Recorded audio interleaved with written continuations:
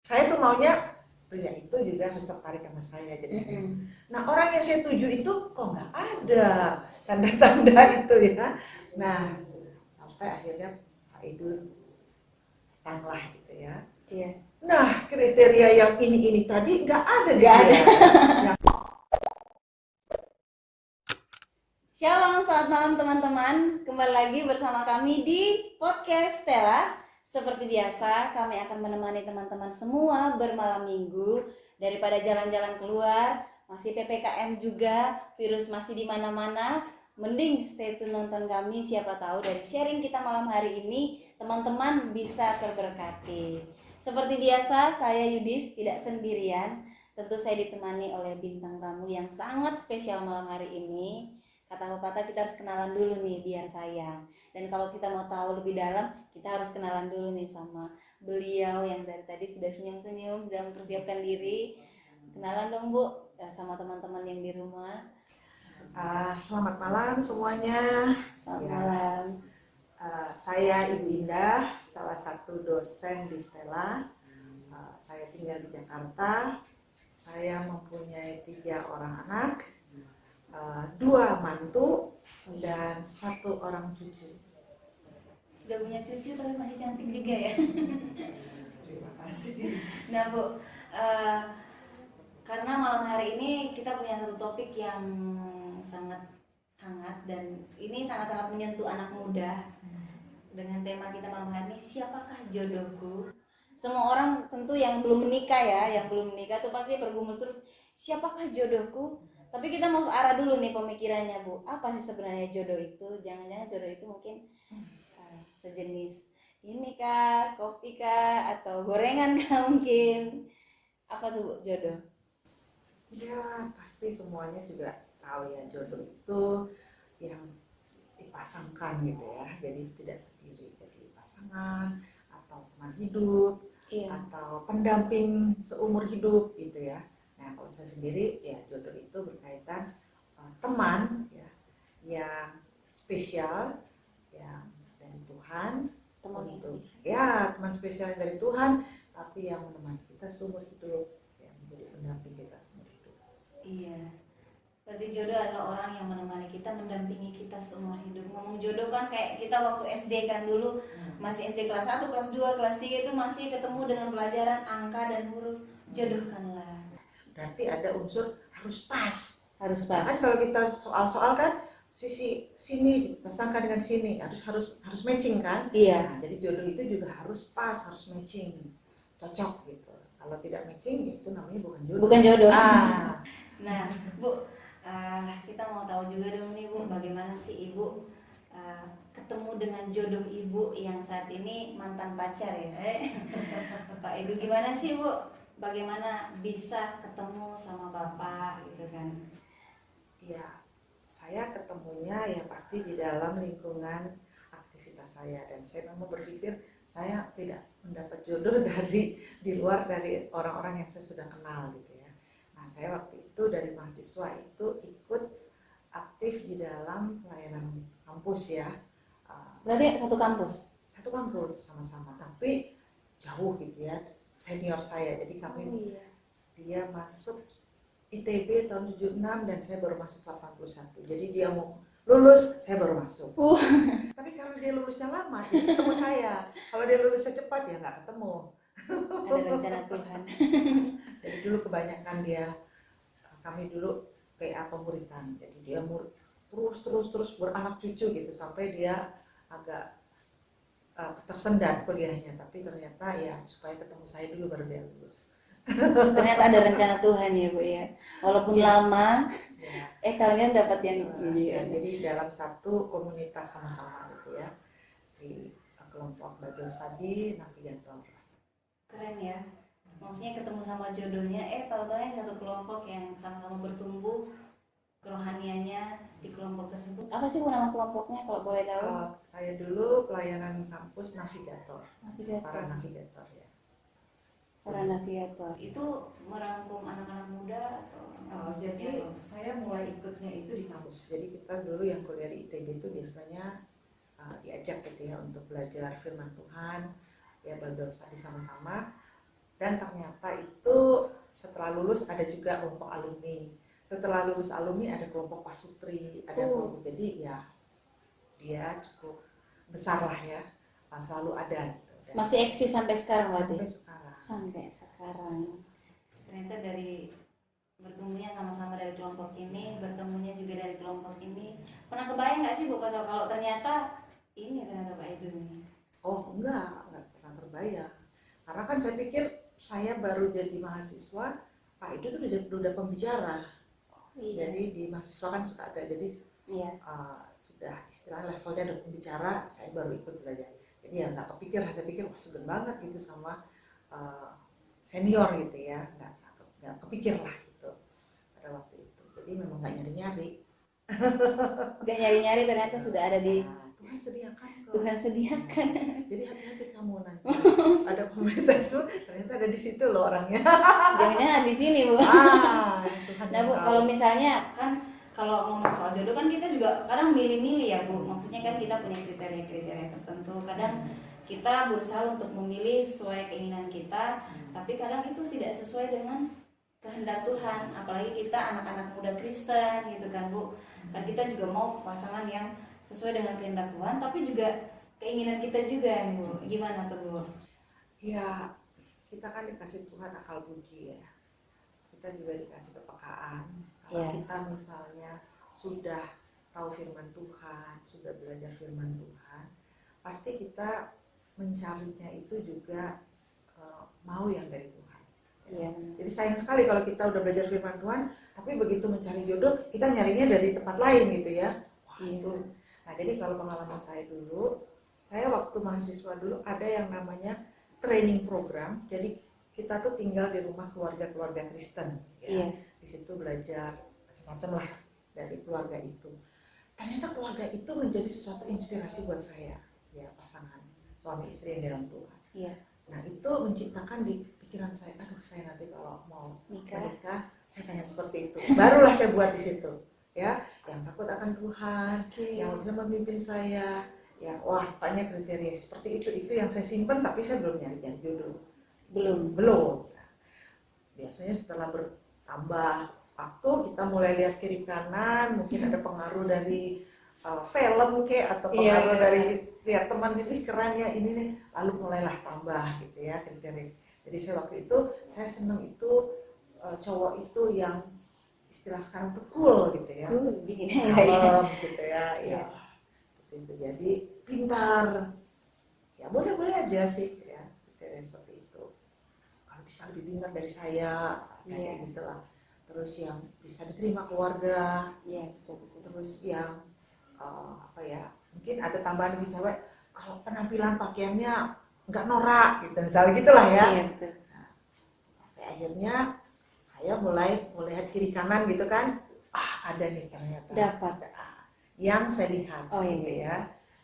Kriteria anak Tuhan udah pasti, kalau nggak anak Tuhan ya udah saya coret gitu kan. Cuma memenuhi kriteria itu tadi kan, lalu saya doakan, anak tanya sama Tuhan, nggak berani dong kalau kita melangkah kalau belum ada sign atau sinyal dari Tuhan.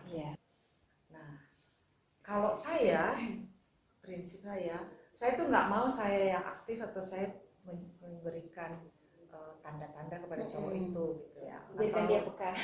Gitu. Karena saya pikir masa Tuhan nggak bisa menggerakkan dia. Saya tuh maunya pria itu juga harus tertarik sama saya jadi. Nah orang yang saya tuju itu kok nggak ada tanda-tanda itu ya. Nah sampai akhirnya Pak Idul datanglah gitu ya. Nah kriteria yang ini tadi nggak ada di dia. Yang saya pengen kalem, yang penampilannya pakaiannya Pak Idul enggak, dia orangnya rame, suka bercanda, wah pokoknya itulah ya. Terus berpakaian dia juga terlalu memperhatikan gitu kan ya. Jadi ya udah dengan gampangnya saya tolak. Padahal baru diajak berdoa kan. Tetapi saya mau mendoakan. Nah itu dia. Masa orang ngajak berdoa kita nggak mau? Nah, itu udah salah. Dia datang dengan misi baik gitu kan. Pak Edu kan orang suka bercanda.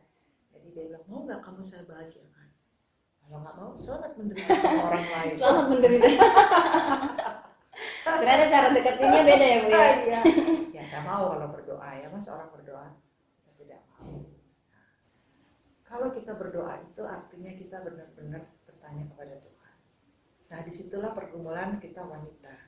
Biasanya berperanglah antara perasaan sama pimpinan Tuhan, kepekaan dari Tuhan. Mana yang mau kita dengarkan? Biasanya kan wanita itu perasaan. Iya kan? Betul. Aduh, tapi kalau kita berdoa kepekaan dari Tuhan apa nih? Nah, kalau kita memberi makan perasaan kita, akhirnya tanda atau sinyal dari Tuhan itu nggak jelas gitu, redup gitu kan. Nah, tapi ya itu dia. Saya memilih untuk yang tahu masa depan saya itu siapa sih? Siapa yang paling tahu? Tuhan lah yang paling tahu. Jadi tiba-tiba tuh waktu saya sedang yang menggumuli hal ini, berdoa ya, Tuhan tuh berbicara seperti ini. Kamu tahu kalau kamu misalnya lagi jalan ya, terus kan suka ada belokan ya, belokan di jalan. Waktu kamu lagi jalan, kamu sudah tahu nggak di belokan itu ada apa? Belum tahu. Nggak tahu. Itu kayak Tuhan ngomong gitu. Kamu nggak tahu, saya udah tahu. Itulah Tuhan, Dia Maha Tahu. Jadi kenapa kamu ngotot dengan dirimu sendiri yang kamu aja belokan itu aja kamu nggak tahu? Saya tahu. Wah, itu membuat saya mikir, oke lah saya berdoa deh. Tapi itu masih belum, ya dulu gitu ya masih. Tapi itu membuat saya tahu bahwa Tuhan itu penjamin yang tahu segalanya. Nah, baru ada ujian-ujian yang lain juga gitu ya. Tapi itu baru dari diri sendiri. Tadi pertanyaannya apa? Kehendak, keinginan kita yang dipaksakan untuk jadi kehendak Tuhan. Tadinya masih mau minta Tuhan, saya kan nggak ada perasaan gitu kan. Iya. Tiba-tiba besoknya dapat saat teduh itu yang kata-katanya itu sampai saya simpan loh itu. Sampai sekarang? Iya. Jadi kata-katanya intinya bunyinya gini. Kalau kamu sedang bergumul mencari kehendak Tuhan dan kehendakmu berbeda dengan kehendak Roh Kudus, ikutilah kehendak Roh Kudus karena itu tidak akan salah. Wah, saya bilang, wah ini kok jelas amat ya. Itulah Tuhan. Kalau kita bertanya, Dia pasti menjawab. Kalau kita memang mencari pimpinan dari Dia, Dia pasti akan menjawab. Jadi saya mulai menyingkirkan keinginan saya dan saya mulai memikirkan, oke Tuhan, tapi saya berikan keyakinan. Nah, ini sudah mulai saya bergeser dari yang mengotot dengan keinginan saya, mulai ke apa yang Tuhan mau. Berarti mungkin ada orang selain Pak Edu yang pernah memenuhi kriteria ibu yang sebelumnya yang sudah ibu buat. Tapi ternyata Pak Edu nih yang Iya, jadi mungkin memang pernah lah dulu ceritanya.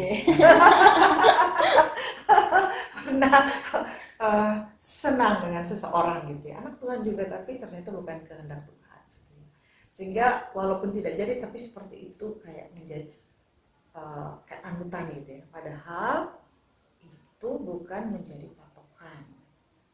Itu tadi kan kita seperti, aku kok perasaanku nggak seperti yang kayak dulu. Itu kan itu wanita lagi perasaannya. Jadi ini sekalian nih saya mau kasih tahu, hai para wanita, hati-hati dengan perasaanmu ya, karena itu bisa dipakai iblis untuk mengecohkanmu. Jadi yang kita pakai itu adalah ketaatan kepada Tuhan. Jadi ya saya mulai diingatkan oleh Tuhan. Ya itu tadi, dari saya saat teduh, dari saya baca buku rohani, hal-hal yang seperti itu kok seperti nancep gitu ya. Iya ya, gitu ya. Kok saya nggak berani menyerahkan keinginan saya kepada Tuhan gitu loh. Iya. Kenapa kok saya masih setengah hati untuk mendoakan ya yang sedang datang ini gitu kan? Gitu, dan teman-teman saya mulai, oke, saya mau mulai mendoakan. Itu belum jadian loh, baru mau mendoakan. Biasanya sebelumnya saya udah no, tapi kali ini oke, saya berdoa karena ada tanda dari Tuhan, kamu harus doakan. Oke, saya doakan. Berarti penting sekali ya Bu kita mendoakan. Ya mungkin kita belum jadi, tapi orang yang kemungkinan nanti jadi dengan kita, penting untuk kita juga doakan dia ya Bu ya, walaupun kadang. Karena waktu kita berdoa itu kita kan sedang menunggu keyakinan dari Tuhan, pimpinan dari Dia, dan itu juga melewati beberapa ujian-ujian. Karena kita bisa juga salah. Iya. Kita kan selalu pakai ya itu tadi perasaan. Karena kita udah senang terus kita bilang, iya deh kayaknya Tuhan bilang dia gitu. Jangan, kita harus menguji dulu, itu dengan doa. Berikan waktu kita menenangkan diri untuk berdoa. sampai kita benar-benar yakin ada ujiannya lagi gitu ya, untuk kita supaya nggak terkecoh, ini kemauan saya atau emang benar dari Tuhan. Berarti sempet pacaran nggak sama Pak Edu? Pacaran Sama ya. Pak Edu? Iya. Ya belum, karena sebelum saya jawab iya, itu proses doa itu bukan artinya sudah pacaran. Belum. Setelah dapat jawaban Tuhan. Iya. Nah makanya saya waktu itu, kita prosedurnya begitulah dulu zaman era saya gitu ya. Iya. Karena ada pembimbing rohani juga waktu itu mengajari itu berdoa dulu. Terus berdoa dulu itu artinya belum ada komitmen. Jadi sama-sama gini loh. Kalau Tuhan memberikan jawaban ya pada Yudis, Ya. terus ada satu lagi pria lain ya. Kalau dari Tuhan Yudis bilang iya, terus pria itu nggak yakin, nggak mungkin kan? Harus jawabannya sama. Iya. Nah, saya senangnya Pak Edu tidak menekan, dia nggak bilang saya udah dapat jawaban dari Tuhan loh bahwa kamu, nggak, dia tidak. Tapi dia mengajak, ayo kita doa sama-sama. Bagaimana jawabannya? Jawabannya harus sama dong. Nah itu saya melewati pengujian. Pengujian yang beberapa hal adalah saya tidak mau punya pasangan yang tidak, ini misalnya saya ya, tidak disetujui oleh orang tua atau keluarga saya. Jadi saya cek dulu itu, aduh keluarga saya udah seneng banget. Jadi oke, itu lolos itu. Saya tanya pembimbing saya, artinya orang-orang yang memang kita menguji itu tanya pada orang-orang yang memang mengasihi kita, yang dekat dengan Tuhan dan yang berdoa. Ya, jadi itu juga salah satu ya yang saya mau kasih tahu. Tanyalah kepada orang yang memang mengasihi kita dan mendoakan kita. Ya, tanya kepada pembimbing saya, Pak Edu, ya berdoa, silakan berdoa. Teman-teman juga yang teman dekat saya kan punya grup vokal, grup rohani ya. Iya. Itu teman dekat saya yang sangat kenal saya. Nah, mereka juga kayak mendukung. Jadi saya pikir, kok semua mendukung saya belum ya? Ini ada apa yang salah dengan saya? Iya. Ya, tapi itu salah satu juga maksud saya ujian. Kita uji. Gitu. Kan kita kan inginnya bahwa pasangan kita itu menjadi berkat ya. Iya. Jadi ada satu lagi gini. Dulu saya sempat terpikir saya nggak mau menikah. Karena apa? Saya itu dulu udah sangat merasa hidup saya itu udah happy gitu ya. Jadi saya menikmati PA, menikmati pelayanan, saya sudah punya pelayan. Jadi saya pikir saya nggak perlu apa-apa lagi, saya udah senang gitu kan ya. Akhirnya saya bilang, Tuhan, kalau Tuhan, karena menikah itu panggilan ya. Jadi ada yang dipanggil tidak menikah, ada yang menikah. Jadi kita harus menguji apakah panggilan saya menikah atau tidak. Saya bilang sama Tuhan, Tuhan, kalau Tuhan memimpin saya untuk menikah, saya harus lebih bahagia dong daripada kalau saya single, benar nggak? Iya. Masa single tadi udah bahagia terus begitu menikah jadi nggak bahagia? Wah itu mah bukan rencana Tuhan. Ada yang salah. Kenapa orang tadinya single dia happy terus menikah jadi tidak happy? Iya. Motivasinya menikah mungkin salah. Kan banyak orang menikah itu atau cari jodoh itu karena apa? Mungkin Karena usia udah ketakutan, karena pengen status ya, karena banyaklah itu yang menurut saya itu bukan dari